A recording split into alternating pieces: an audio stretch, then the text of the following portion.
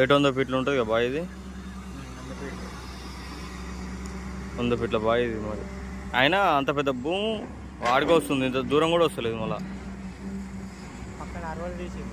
అదే 60 చేయకపోతే వచ్చు, కానీ ఇక్కడికే తక్కువ పెద్ద ఉంటుంది బాయ్ ఇది. 10,000 భూమి అంత లేదు. రాంజ్ బాబు బండి ఏడు నడుచుల్లా ఆ కొద్ది దరికి అవుతుంది అది.